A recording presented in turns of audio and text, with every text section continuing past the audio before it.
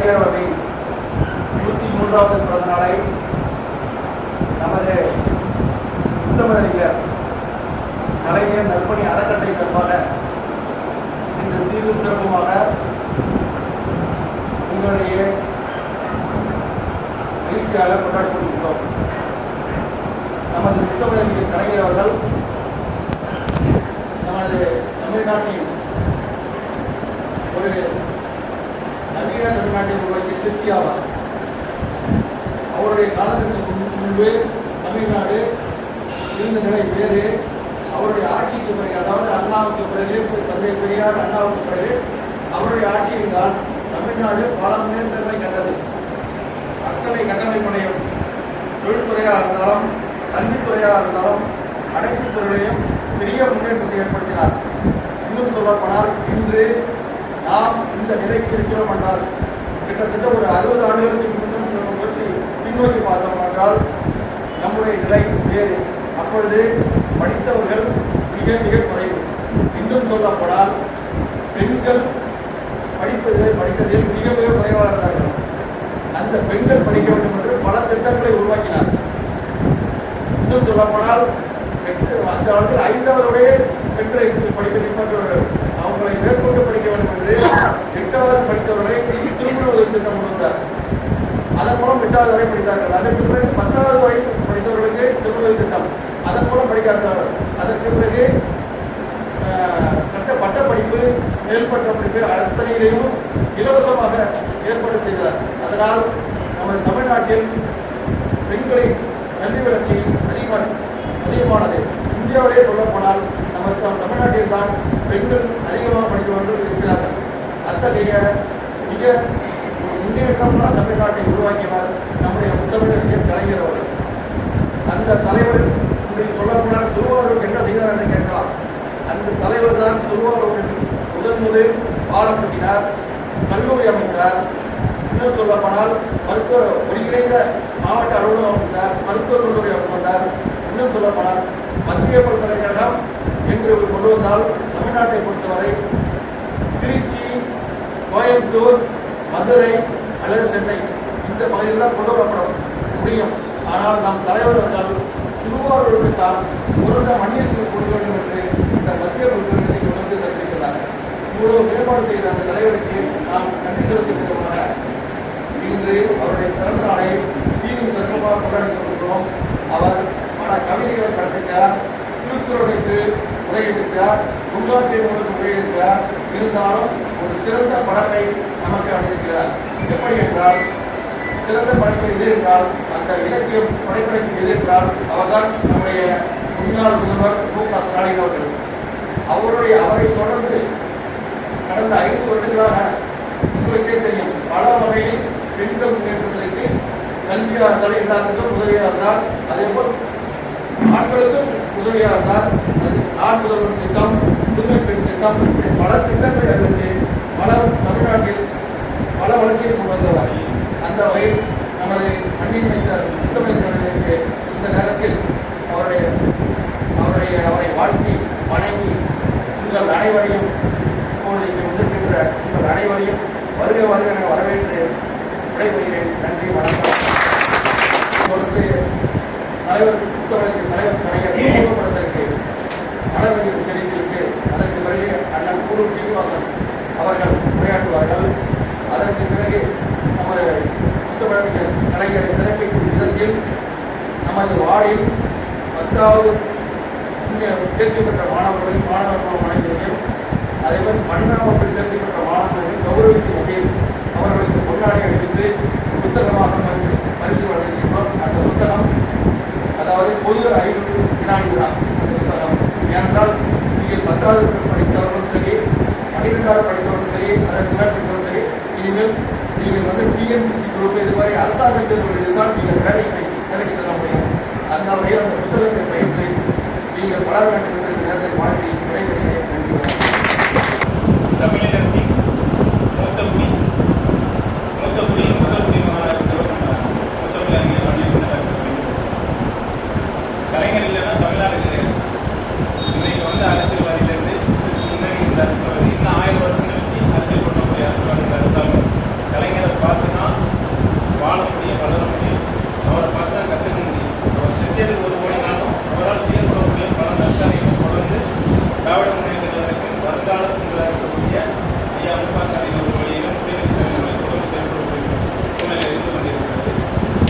படிப்பு மனிதனுக்கு தேவையான முக்கியமான சொத்து, அதுவும் பெண்களுக்கான முக்கியமான சொத்து, பெண்களுக்கு சேர வேண்டிய உரிமைன்னு படிப்புரிமை முன்னுரிமை கொடுத்து அண்ணன் சொன்ன மாதிரி பிள்ளைங்க படிக்கணும்னா அதனால என்ன ஆக போகுது, அதுக்கு படிச்சு நான் போகுது எப்போ கட்டி தான் கொடுக்க காலம் மாறி அந்த பொண்ணு படித்தா கவர்மெண்ட்ல 5000 பணம் கிடைக்கும், 10,000 பணம் கிடைக்கும்.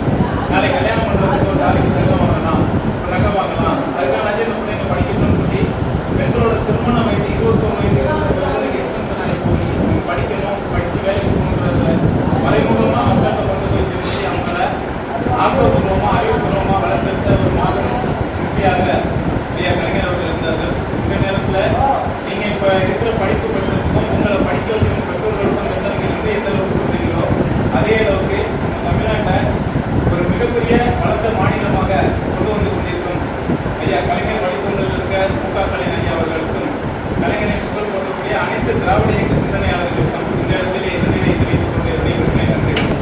தென்கடல் ஆடும் முழுவதை தொடரும் வடமான ஆளும் கடவுள் கிழக்கும் கேட்டால் அறிவும் திறனும் சிறந்த நாடு செஞ்சம நாடு என்பதை உலகிற்கு அறிமுகப்படுத்திய நம்முடைய தலைவர் கலைஞர் அவர்களுக்கு வணக்கம் தெரிவித்துக் கொண்டேன். அதாவது புத்தகறிஞர் கலைஞர் நற்பணி அறக்கட்டளை உருவாகி அப்படி அசோகர்களுக்கும் அவரோடு இணைந்திருக்க அனைவருடைய வாழ்த்துக்களை தெரிவித்து அதே வேளையில் 103வது பிறந்த நாளை கொண்டாடுகிறோம். தமிழகத்தில் மட்டும் கலைஞர் சொந்தம் என்று யாரும் சொல்ல முடியாது. 310 நாடுகளிலே வாழக்கூடிய அத்தனை தமிழர்களுக்கும் கலைஞர் சொந்தமானவர் தான். அவரை பற்றி 2 செய்திகளை இங்கே நான் சொல்ல விரும்புகிறேன். அதாவது தலைவர் கலைஞரோடு நான் பள்ளி மாணவனாக இருந்தபோது அடிக்கடி பேசியிருக்கிறோம். இங்கே வருகிறது நான் இந்த கல்லூரி அறிவிப்பதை நான் எக்ஸப்ட் பண்ணிக்கிறேன். படிக்கும்போது இந்த பிஎஸ் பாசிட்டிவ்ல அப்போ தலைவர் கலைஞர் முதலமைச்சர் நம்ம மேலே சன்னதிகளில் அவங்களுக்குள்ள வீட்டில் சாதாரண வந்திருப்பாங்க, வெளியில் வந்திருப்பாங்க, புத்தகம் வச்சிருப்பாங்க. அப்படி இருக்கும்போது நான் படிக்கிற மாணவர்களுக்கு ஐயா வணக்கம் ஐயா அப்படின்னு ஐயா இந்த ஊரில் நான் படிக்கிறேன், படிச்சிருக்கேன், காலேஜ் படிக்கிறியா, காலேஜ் படிக்கிறதுக்கு போகிறது, காலேஜுக்கு போகிறது எங்களுக்கு வசதியாக இல்லையா அப்படின்னு அடுத்த வருஷத்துக்கு அந்த காலேஜ் இருந்தால் போனேன். முன்னூறு 1960 போய் நான் பரீட்சை எழுதுகிற காலகட்டத்தில் 70 கல்லூரி தொடங்கி முதல் மாணவனாக சேர்ந்தவன் நான். அந்த கல்லூரி பாடம் கிடையாது. இந்த அன்னதான கட்டையில் 3 கொட்டை கீட்டு கொட்டை மாதிரி போட்டு அதெல்லாம் கல்லூரி தொடங்கினால 120 மாணவர்கள் அதற்கு கூட அதை கட்டி வளர்த்து எதிர்த்து சொல்லியிருந்தா இன்றைய காலகட்டத்திலே கல்வியை விட சிறந்தது எதுவும் இல்லை என்று எடுத்து சொன்னவர் காமராஜரை போல நம்முடைய கலைஞர் அவர்கள் தான். அவர் பள்ளியிலே படித்த படிப்பு குறைவு, ஆனால் நாட்டு கல்வியிலே படித்த படித்தது. அதாவது அந்த கலைஞரை பார்க்க 2 பேரை பட்டு அவர் அந்த கலைஞர் நாத்திகவான். அவர் எந்த கடவுள் நம்பிக்கை எதுவுமே இல்லாத ஒரு அப்படி உள்ளவர் யார் பார்க்க வரா? சாய்பாபா பார்க்க வர்றார். உங்களுக்கு சாய்பாபா பார்க்க வரும்போது அதாவது மாடிப்பட்டி நான் அடிக்கடி நாங்கள் கோபாலபுரத்தில் மாநில பலமுறை ஏறி இறங்கி தலைவர் பார்க்குறேன். அப்படி இருக்கும்போது ஐயாவே அவர் போய் வாங்க போன உடனே அவர் சாய்பாபா என்ன செய்யறார், ஒரு புத்தகத்தை பரிசீலித்தார். என்ன புத்தகம்? கீதை காட்டும் பாதை. என் இனிய குழந்தைகளே உங்களுக்கு தான் சொல்கிறேன். கீதை காட்டும் பாதை என்ற ஒரு நூலை யார் கொடுக்கிறார்? கலைஞருக்கு கொடுக்கிறது சாய்பாபா. கொடுத்துட்டு கலைஞர் நான் ஒரு புத்தகம் எழுதி அது கீதையின் மறுபக்கம் என்ற வீரமணி அவர்கள் ஒன்றுக்கொண்டு கருத்து முரண்பாடு. கீதை என்பது வணக்கத்துக்குரிய நூலாக கொடுக்கிறார். அந்த கீதை இப்படிப்பட்டது என்பதை நூலுக்கு அவர் கொடுக்கிறார். என்ன சொல்றீங்கன்னா இந்த மாதிரிலாம் அவர் பேசும்போது அவரு கல்வி பார்த்தார். பத்திரிகை ரொம்ப நம்பிக்கை என்ன கலைஞரை பார்க்கறதுக்கு சாய்பாபா வந்திருக்காரு, கலைஞரை பார்க்கறது சாய்பாபா வந்திருக்காரு. நீங்களே பாருங்க நடத்திட்டு இருக்கீங்க. அவர் தன்னையே கடவுளாக சொல்லிக் கொண்டிருந்த அந்த சாய்பாபா வந்தார், பார்த்தார், தேடி பருகினார், எல்லாம் செஞ்சார். போகும்போது அவரை கேட்டாங்க, நீங்க எதுக்கு கலைஞரை பார்க்க வந்தீங்க? நீங்க கேள்வி என்ன கேட்டீங்க? நீங்க ஏன் கலைஞரை பார்க்க வந்தீங்க? நான் கலைஞராக பார்க்க வரவில்லை, ராஜராஜ சோழராக பார்க்க வந்தேன். அப்படியே ராஜராஜ சோழன் தான் இந்த காவிரி மாவட்டத்தையும் இந்த பகுதி மக்களையும் 325 ஆண்டுகள் வாழ்ந்த சோழ சாம்ராஜ்யத்தில் 1986 1010 ஆண்டு வரை நடத்தி காட்டியவன் ராஜராஜ சோழன். அவனுடைய வழியிலே தான் இதை பார்ப்பது. உண்மையை சத்தியமா சொல்றேன். ராஜராஜ சோழன் வேற இல்ல, கலைஞர் வேற இல்லை, ரெண்டுமே ஒண்ணுதான். ஏன்னு சொன்னா அன்னைக்கு காவிரியை காப்பாற்றியது ராஜராஜ சோழன். அதற்கு பிறகு அந்த காவிரியை தனதாக்கி கொண்டு அதை காப்பாற்றியது கலைஞர். அதே மாதிரி ராஜராஜ சோழனுடைய வரலாறு மிகப்பெரிய கல்வியை முக்கியமானது கருத்து. இங்கே முதல்ல டாக்டர் பண்ணப்பட்டதா தெரியுமா? டாக்டர் சுப்பலட்சுமி ரெட்டி ஐயா, உங்களுக்கு பெரியவங்க தான் தெரியும். சென்னை முத்துலட்சுமி ரெட்டி தான். ஆமாங்க, முத்துலட்சுமி ரெட்டி அவர்கள் தான் முதல் தமிழ்நாட்டில் எம்பிபிஎஸ் வாங்கினார். அது எவ்வளவு தெரியுமா கதைகள்? சென்னையில் இருந்த அந்த மருத்துவர்கள் போய் சீட்டு கேட்டாங்க. உங்களுக்கு சீட்டு கொடுக்க முடியாதுமா, ஏன்னா பெண்களுக்கான டாய்லெட் இல்லை, அதனால சீட்டு இல்லை. அதற்கு பிறகு அடுத்தவங்க கேட்கலாம், உனக்கு வடமொழி தெரியுமா, சமஸ்கிருதம் தெரியுமான்னு கேட்கலாம். அதுவும் தெரியாது. எல்லாத்தையும் மீறி அந்த இடத்துல இடம் பிடிச்சி அவங்க தான் இந்தியாவிலேயே முதல்ல கார் ஓட்டுவேன் தமிழ்நாட்டுக்கு தான் அவங்கள எடுத்து சொல்ல வேண்டியதா. நீங்க அந்த அம்மா மாதிரி எல்லாருமே நல்லா படிச்சு கொடுக்கணும். அவங்க கொடுத்த இன்னைக்கு இருக்கிற புற்றுநோய் மருத்துவமனை இருக்கே, அந்த மருத்துவமனை அவள்தான் ஆரம்பமாக இருந்தார். அவள் ஆரம்பித்திருந்த மருத்துவமனை இன்னைக்கு மிக அளவில் உலக அளவில் பெயர் பெற்று 310 நாடுகளில் நம்முடைய மலையாக இருக்கிற புற்றுநோய் மருத்துவமனை இதே மாதிரி கல்வி மிக அதிகமாகப்பட்டால் அடுத்ததாக ராஜராஜ சோழன் பிறகு எப்படி ராஜேந்திர சோழன் இருந்தானோ அவன் வந்தபோதுதான் உலகம் முழுவதும் சோழ சாம்ராஜ்யத்தின் பெருமை பேசப்பட்டது. அப்படி பெருமை பேசப்பட்டது போல கலைஞர் இருந்தவரை பெருமை பேசப்பட்டது. அதற்கு பிறகு கலைஞர் ஒரு பிள்ளையை பெற்றெடுத்து ஸ்டாலின் பிள்ளையை பெற்றுக் கொடுத்தாரு. அது போல ராஜராஜ சோழனுக்கு பிறந்த ராஜேந்திர சோழனை போல இந்த ராஜராஜ சோழனுக்கு பிறந்த ராஜேந்திர சோழனாக நம்முடைய மு.க. ஸ்டாலின் அவர்கள் தமிழகத்தை உயர்த்தி காட்டினார்கள். எத்தனை ஆயிரம் வேண்டும் வரலாம், எவ்வளவு வேண்டும் உயர்த்தி காட்டினார். உயர்த்தி காட்டி எங்களுக்கு அன்னைக்கு 1928 ஒரு மாதம் சொல்றாங்க. அன்பொரு நாள் 59 சென்னையிலே சொன்னேன். உங்களுக்கு 3 இடத்துல ஒரு சிறப்பு உண்டு, முத்தமிழ் மனம் உண்டு, மூவேந்தர் முக்கொடி என முப்பது சார்ந்திருப்பாங்க.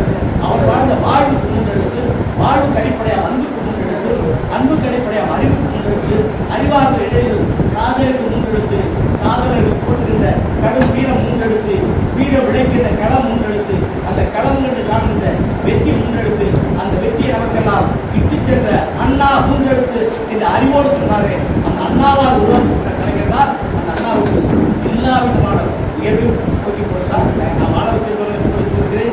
இந்த திருவாரூர் பல பெருமைகளை பெற்றிருப்பதற்கு திராவிட முன்னேற்ற கழகத்தின் ஆட்சி தான் காரணமாக இருந்தது. கலைஞர் தான் காரணமாக இருந்திருந்தார். இன்னைக்கு ஸ்டாலின் அதை தொடர்ந்து செய்து கொண்டிருக்கிறார். அதை மீண்டும் தொடர்ந்து செய்வார் என்பதை உங்களுக்கு எடுத்து சொல்லி நீங்கள் நன்றாக ஒரு முத்துலட்சுமி ரெட்டியை போல நீங்கள் எல்லாம் வர வேண்டும். அதோடு மட்டுமல்ல, வீராங்கனை நம்முடைய மிகப்பெரிய வீராங்கனை எல்லாம் தமிழ்நாடு பெற்றிருக்கிறது. அதே போல சுப்ரீம் ரெட்டி போல முத்துலட்சுமி ரெட்டி போல நீங்கள் வர வேண்டும் என்ற வார்த்தை சொல்கிறேன்.